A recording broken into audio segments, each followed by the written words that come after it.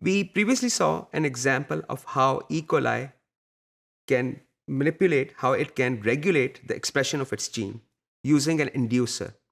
Now let's look at another example of how genes are regulated using repressor. We are going to look at another type of operon, the trip operon. The principle is the same. We have structural genes. These are the structural genes which, when translated, result in help or assist the cell in making tryptophan. Upstream from this structural genes is the same as we saw in the lac operon. There is a promoter and an operator. We know what is the function of both these sequences. The operator binds the repressor. When repressor is bound to operator, DNA cannot be transcribed. So when there is no tryptophan, the cell needs to make tryptophan. The repressor will be inactive. It will not be able to bind operator. RNA polymerase will be free to bind the promoter region, and this would result in production of the proteins necessary for the biosynthetic pathway for tryptophan. Now let's see what happens if tryptophan is here. Remember, that was the previous system. We had an inducer. Here we have a repressor.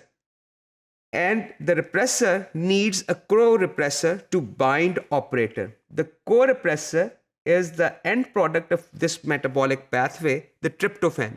So if the cell already has a lot of tryptophan in the system, cell already has a lot of tryptophan available to construct proteins, there is no need for the cell to keep on making more tryptophan. It will be a waste of energy and resources.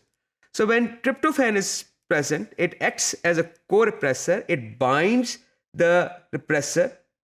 When it binds the repressor can goes through a conformational change. The domain of this protein becomes available to bind the operator. The DNA binding domain becomes available.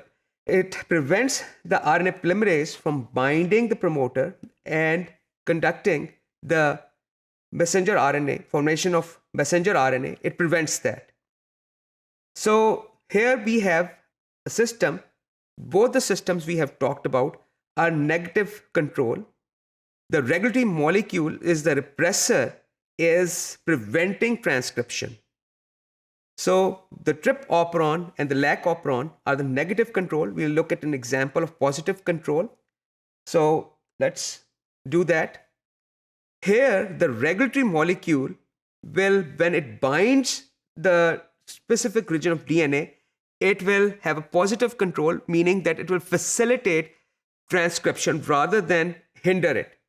So let's see an example. What if bacteria has some glucose but very low glucose, and it has abundant lactose?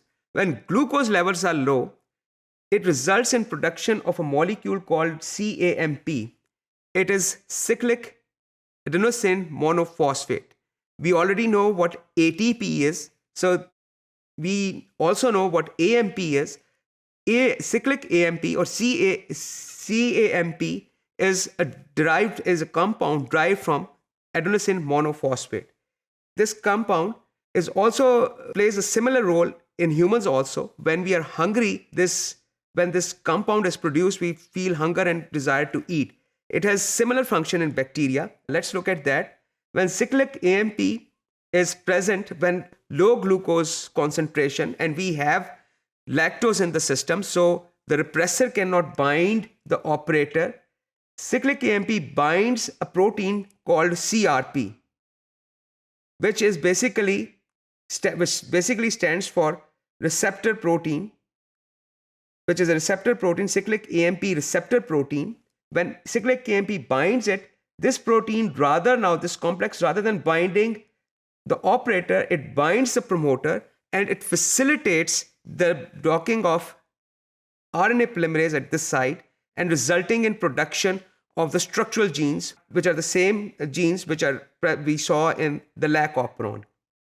So this is what happens when glucose is low and lactose is abundant. What happens is if the glucose is high, then this molecule CRP will not be able to bind promoter. RNA polymerase will bind the lactose, the lac operon promoter, but now the efficiency is very low. When the efficiency is very low, very few molecules of these structural genes will be produced. So under conditions when glucose is present, although even if lactose is available, very few structural genes will be transcribed and translated, which play a role in metabolism for lactose. So we have looked at 3 examples, 2 negative control examples, 1 positive control example. The 2 negative control examples were number 1, the lac operon with the inducer in it, the inducible system. The other was repressible system, the trip operon. And the positive control, where we saw how an operon or how promoter's ability to recruit RNA polymerase can be enhanced by a protein that is sort of acting as an activator. So we have seen 3 examples how a small bacteria can regulate expression of its proteins depending upon its needs or the environmental changes.